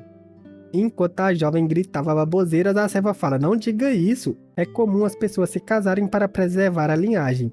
Não sabe a sorte que você tem de se ver com quem vai casar de antemão. A jovem grita, isso é ridículo. Quem disse que vou me casar com ele? Eu prefiro casar com alguém que nunca vi antes. E a serva diz que ele era de uma família respeitável e era bem bonito, não faltava nada nele. Além disso, ele é melhor em artes marciais que a garota, e então não tem por que preocupar com a segurança. A jovem questiona, uma família respeitável? Um desconhecido líder do culto estão mais para uma família que nos jogaria para a vala. Que se dane, não vou me casar com ele. E a serva fala, tá, mas fale baixo por favor. E se o rei escutar isso, ele... A garota grita, deixe ele escutar tudo. Não é como se o líder do culto estivesse por aí, porque eu tenho que me casar com aquele maldito inútil. Enquanto a jovem falava, senhorita! Nessa hora, alguém grita, quem ousa dizer essas coisas? Chamando a atenção da jovem e deixando a serva totalmente em choque. Nessa hora, vemos que quem disse isso era um velho que surgiu exalando muita pressão, enquanto a serva gaguejava, rei do palácio! O capítulo começa com o rei do palácio desafiando a noiva do nosso protagonista depois dela ter falado que não se casaria mais. Com sua espada já em mãos, encarando a garota, ele fala, saque sua espada. Gritando com raiva, ela fala, acha mesmo que eu não ousaria sacar minha espada? E já saca ela com tudo. O rei do palácio fala, mas quanta petulância. Ela retruca questionando, e daí? Se eu quiser, ainda falo de novo. Eu não vou me casar, mas nem ferrando. O rei do palácio grita, vai mesmo deixar meras emoções arruinarem o maior evento de sua vida? E ela retruca falando, não são apenas emoções, aquele cara é simplesmente terrível. Ela aponta a espada gritando, não é você que sempre diz que aqueles que não levam a sério o treinamento não são capazes de proteger uma família? O cara já estava em choque e ela ainda acrescenta, você ainda quer me vender para aquele fracote? O rei do palácio gritando, retruca se ela já tinha se esquecido que prometeu sua mão ao jovem mestre pelo nome da chama sagrada. E ela retrucando outra vez, questiona se ele não ficou sabendo. O deus da chama sagrada diz que ela não deve fazer algo que ela não quer, e ele fala que isso era besteira. Gritando ela fala, eu não vou me casar com aquele miserável, e o velhote fala, se é isso que você quer, então você vai ter que passar por cima de mim. Resoluto com raiva ele fala, vamos ver se você ainda vai dizer essas coisas depois que eu... Só que nessa hora ele tava pianinho, mano, porque eu sei lá se era a filha dele. Eu sei que a noiva do nosso prota passou por ele fazendo um ataque rapidamente. Com raiva e chorando ela fala, eu não vou, eu já disse que eu não vou, olhando para ele. Após basicamente humilhar o velho no duelo, ela joga sua espada e sai do tatame. O velho fica lá parado depois de ser humilhado contemplando tudo que eles conversaram e pensa, ela treinou muito duro. Será que já está chegando no estágio do pináculo supremo? Nessa hora ele fala, líder do esquadrão, e vemos alguém aparecendo atrás dele. Um servo fala, sim senhor, do que você precisa, já ajoelhado. Resoluto olhando para seu punho, ele fala que ela ainda era sua única filha. Então diz, traga-me o jovem mestre aqui. E seu servo diz, como desejar. Do mesmo jeito que ele apareceu, ele some deixando o velho lá contemplativo e pensa, isso é tudo que eu posso fazer, com as mãos na costa. Enquanto vemos nosso prota andando a cavalo, o pai dela pensa que vai ter certeza de que ela fique satisfeita com a força do jovem mestre. Esse será seu presente como pai. Nosso prota, olhando para o cavalo, pensa que essa raça era uma muito rara de se encontrar até mesmo nas montanhas da solidão. Parece que se esforçaram muito para fazer esses preparativos. Ele para e desce do seu cavalo, dizendo para o grupo descansar um pouco, chamando a atenção do Mr. Sapão que estava em sua frente. Sem graça ele fala, jovem mestre, já estamos chegando, não precisamos descansar após descer do seu cavalo também. Nosso prota olhando para ele pensa que parece que o figurante ainda não entendeu sua posição. Nosso prota questiona, seu nome é Xuanmu, né? E o Sapão fala, sim, parece que você se lembrou do meu nome. Nosso prota retruca falando, como eu poderia esquecer? Você queria me matar? Sem graça o figurante fala, não, eu não pretendia machucá-lo. Nosso prota fala que vai ouvir os detalhes diretos da boca do criminoso. E questiona se ele era o sucessor do Palácio Mercante. Em pânico ele gagueja, o que você quis dizer com isso? Eu tenho um irmão mais velho. Tentando disfarçar, coçando a cabeça ele fala, mas se eu me tornar o sucessor ao invés dele, acho que me sairia muito melhor. Apenas tive o azar de ter nascido depois e nosso prota tava sem graça olhando pra ele, pensando: ele é o filho do rei, mas é alguém que me parece bem desrespeitoso. O rei está zombando da minha cara? Não, senão ele não teria preparado um cavalo desses. Depois de contemplar isso, nosso prota, sei lá se teve uma ideia mirabolante, começa a rir feito um maníaco, se levanta e fala: então eu só posso matar você, não é? O figurante gagueja: o que você quer dizer? Assim do nada? Totalmente diabólico, com sangue nos olhos, nosso prota fala: bem, um dia você vai morrer. Não seria melhor te usar para cuidar do meu tédio? E o figurante em pânico gagueja: fique longe.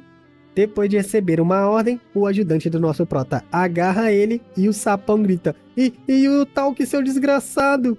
Ele fala: me solta, esquadrão proibido, o que vocês estão fazendo aí olhando? E vemos os figurantes nem dando ideia pra ele. Ele se vira falando: vão mesmo deixar esse psicopata me matar? E vemos nosso prota muito sombrio em sua frente dizendo: parece que sim. Enquanto sacava sua espada, nosso prota olha pra ele feito um psicopata falando: só vai doer um pouquinho. Nessa hora, enquanto o Mr. Sapão gritava de terror, vemos que tinha um figurante ao fundo que meio que protegia ele de longe. E é lógico que isso não passou despercebido para nosso prota, que pensa: sabia, esse cara não é o líder dessa expedição. Nessa hora, só bastou nosso prota olhar pro velhote, que já responde em telepatia: pode deixar comigo. Segurando sua espada, nosso prota fala: pare com esse chororô, eu nem toquei você ainda, acho que vou cortar essa garganta barulhenta primeiro. E o figurante grita: Bairangue, Bairangue, o que você está esperando? Tire esse desgraçado de cima de mim! O figurante lá, que parecia ser o guarda dele, fala: jovem mestre, por favor, peço que pare com isso, chamando a atenção do nosso prota. Ele se vira em silêncio e então questiona: e você seria? O carinha pede desculpas por não ter cumprimentado nosso prota antes. Ele era Shun Bairangue, líder do esquadrão proibido do Palácio Mercante. Nessa hora, tendo resolvido o que queria, nosso prota guarda a espada, deixando o figurante em choque. Ele diz: essa foi só pra você ficar esperto, hein? Tome cuidado. E coloca os dedos no pescoço do sapão, que geme feito um porco. Ele dá uns tapinhas no peito dele falando: o Palácio Mercante gosta de ficar brincando por aí? Que grupinho engraçado. O líder do esquadrão fala que permaneceu quieto para protegê-lo em uma situação inesperada. Nosso prota questiona: como posso ter certeza que não estava me espionando? O líder do esquadrão falou que não mostrar tudo o que sabe é uma técnica básica. Às vezes deve-se enganar seus aliados para poder enganar os inimigos. Nosso prota pensa que esse líder do esquadrão é totalmente diferente, então aquela garota e esse sapão é que são realmente patéticos. Nosso prota questiona: então tudo isso que você fez foi pelo meu bem? E o carinha fala que se algo acontecesse com nosso prota, o culto do sol estaria com sérios problemas. Nosso prota em dúvida questiona: é mesmo? Muito obrigado, mas não é porque minha sobrevivência é de interesse do Palácio Mercante? O líder do esquadrão fala que não era nada disso, era apenas para garantir a segurança do nosso prota, que já estava montado no cavalo, falando que vai confiar dessa vez. Antes de continuar a jornada, nosso prota fala: ah é, você disse que se chama Bairangue, né? E então, com aquele olhar maligno, ele fala: nunca mais tente me enganar. Não creio que posso perdoar uma segunda vez. Deus é mais, fi. O figurante fingindo estar calmo, mas vemos que ele estava suando um frio aqui, fala: entendido. Voltando ao seu eu normal, nosso prota questiona: é mesmo? E o figurante em dúvidas fala: hã? Sorrindo, nosso prota parte fala: não vou confiar na sua palavra, deixando o figurante totalmente abismado para trás. Algum tempo depois da jornada, no Pico da Águia, no Palácio Mercante, vemos ele chegando. Nosso prota olha abismado e o figurante lá, líder do esquadrão, fala: o que achou do nosso Palácio Mercante? Essa é sua primeira vez aqui, não é? Nosso prota diz que não achou que o oceano chegava tão perto das montanhas sagradas, e o líder do esquadrão fala que isso não era o oceano, era apenas um grande lago que aparece quando a neve derrete. Nosso prota questiona: um lago? E o velho fala: sim, nós o chamamos de Mar Quente. Foi confundido com o oceano no passado, por isso o nome. Do outro lado existe uma nação tribal chamada de Oirates. A filha do velhote fala: uau, é incrível! E o velhote fala que o Palácio Mercante não mudou nem um pouquinho. Sua filha questiona: papai, você já esteve aqui antes? E ele, olhando para alguma coisa ao lado, fica em silêncios e o líder do esquadrão olha para a garota. O líder do esquadrão fala: olhando de perto você me parece familiar. Fala aí, qual é o seu vulgo? E o velhote fala: sangue de Ashura. Nosso prota pensa: sangue de Ashura? Combina com ele. Nessa hora, enquanto eles chegavam à frente do palácio mercante, alguém anuncia: o jovem mestre chegou! Vemos vários figurantes conversando pela rua, mulheres, homens fazendo negócio, gritando: colete suas recompensas! Por aqui, não vá embora, espere um pouco! Compre mais um grãos aqui! Enquanto nosso prota passava. Seu subordinado Yutalk lá fala: credo, isso aqui é enorme, quando vamos chegar ao centro do palácio? O líder do esquadrão chama sua atenção respondendo: estamos quase lá. Nessa hora, Ian Yutalk fica meio em pânico, suando frio, falando: Hyung-nin, que significa irmão mais novo ou irmão mais velho, não sei. Nosso prota, olhando para ele de boca aberta, pensa: Hyung-nin? Pois nessa hora, vemos um figurante muito bolado de cabelo branco ao caminho deles. No palácio mercante do Culto do Sol, no Salão da Fortuna, vemos um velhote falando: meu senhor, poderia me dizer o porquê de sua visita? O figurante lá bolado de cabelo branco diz que seu pai estava um tanto quanto preocupado. Ele se pergunta se ele já se esqueceu do que havia prometido. Esse figurante era o primogênito do Palácio das Artes Sangrentas, Ia Yujin. O velhote questiona: ué, não sabia que os Oriates estão sofrendo com uma tempestade de areia? Não estou gostando do seu tom de voz. No momento está difícil ter alguma renda. Não pode esperar que nos forcemos além do limite. E o figurante boladão fala: certo. Mudando de assunto, ele fala: enfim, eu soube que Shun Amu teve um incidente desagradável no restaurante Myung-Shun. Como líder da associação, me sinto mal por ele e gostaria de encontrá-lo. O velhote fala: você é um homem ocupado, não há necessidade, mas se quiser ainda assim, posso ordenar que ele o procure. O figurante questiona: oh, então ele não está nesse palácio? Ele não foi até o Palacete do Sol, não é? E então, com uma cara bolada, ele fala: se ele estiver lá e as coisas derem errado, isso pode causar um mal-entendido com um jovem mestre. O velhote fala: não tenho certeza, ele meio que faz o que quer, sabe? Disfarçando. O figurante se vira falando: beleza, então vou procurar. E o velhote fala: não precisa se preocupar tanto assim. Mas já era tarde demais, porque o figurante lança um ataque com tudo, deixando o velhote com um butico na mão, filho. Totalmente em pânico, o velhote olha para trás, vê seu vaso com uma única folha arrancada. O figurante boladão, após fazer esse rápido ataque, guarda sua espada sem dizer nada. Nessa hora, o velhote até gemendo se joga rapidamente para trás para impedir que seu vaso caísse no chão e quebrasse.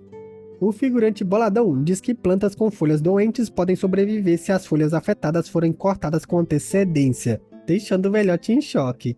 Ele fala: mas se demorar muito para cortar as folhas doentes, então deverá cortar pela raiz. Eu acho que isso foi uma metáfora de duplo sentido, hein? Com uma pose foderástica, ele fala: sinto muito por ter sido tão rude, vou resolver os problemas com os Oriates. O velhote em pânico pensa que parece que ele não estava muito longe do reino do Capiroto Supremo. E vendo o figurante partir com seu vaso na mão, ele amaldiçoa esse tal de Ia Yujin.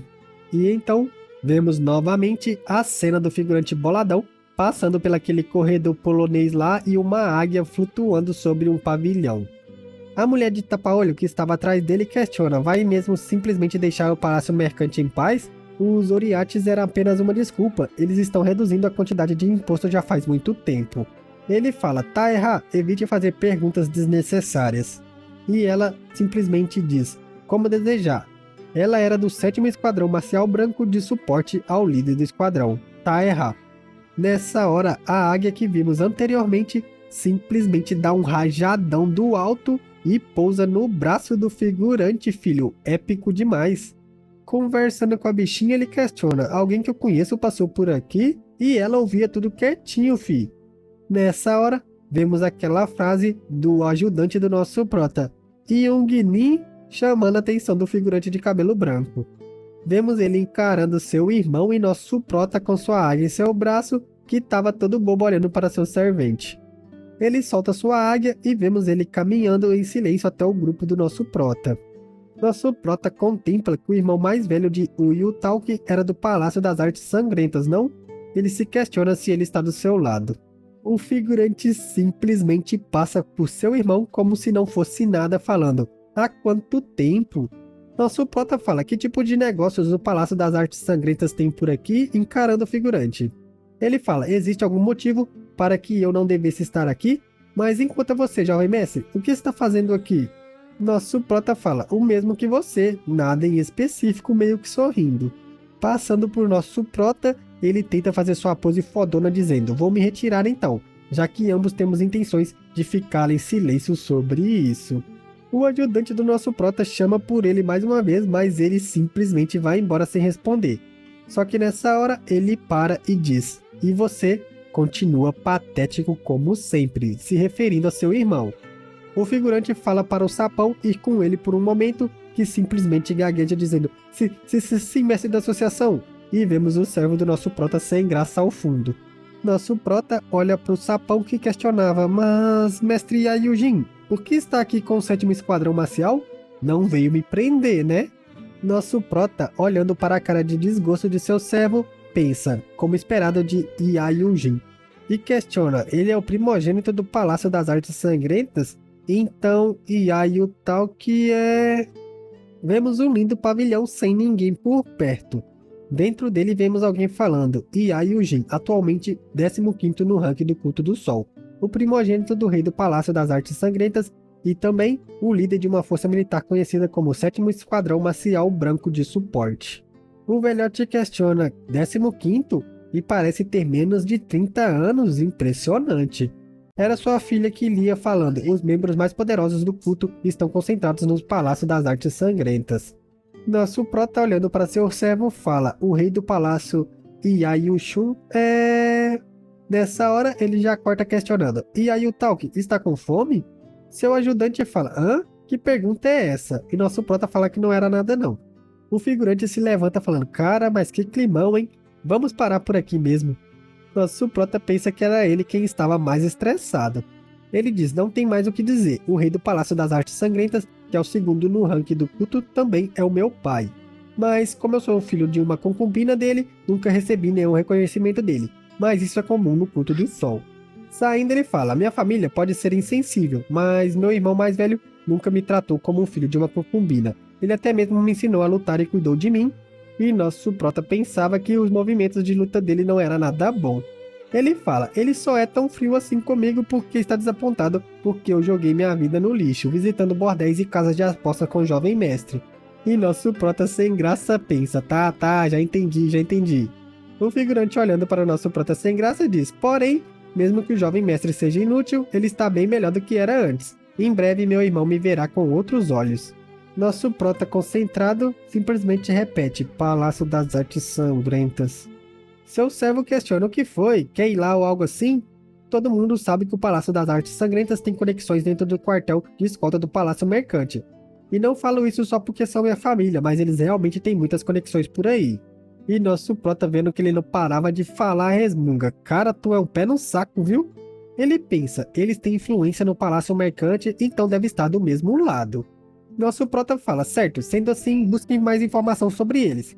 Veja se eles mostram qualquer sinal de estarem contra a gente. E seu servo fala: entendido, vamos descansar hoje primeiro. E aí, nosso prota já o corta falando: agora? Ele sem graça fala: espera, agora? O velho e sua filha saem carregando ele, que gritava: o quê? Nosso prota, olhando para um cartaz, resmunga: Chun Sen-min. Chun Sen-min, apelido: Capiroto da Ganância. Responsabilidades: rei do Palácio Secundário, ranking de artes marcial 12, nível aparente, estágio do Pináculo Supremo. Notas: se move de acordo com os lucros e é muito bom nisso. Gosta de fazer negócios, suas emoções tendem a flutuar muito. Depois de chegar no nível do rei do Palácio Secundário, começou a negligenciar suas artes marciais, pai de Shun, Shanseng e Shun Wanmu. Nosso prota achou que o Palácio Mercante e o Palácio do Prazer fossem os lugares que ele precisava ir, não por causa do produto ou informações. Para deslocarmos o grupo, precisamos de dinheiro e transporte, e é por isso que a União Murin não tem apenas as ligas marciais, eles também têm vários bancos, quartéis de escolta e estabelecimentos mercantes. E isso não era tudo. A maioria dos bares e pousadas estão conectados entre si, mas no culto do mal, o Palácio Mercante e o Palácio dos Prazeres estão monopolizando eles.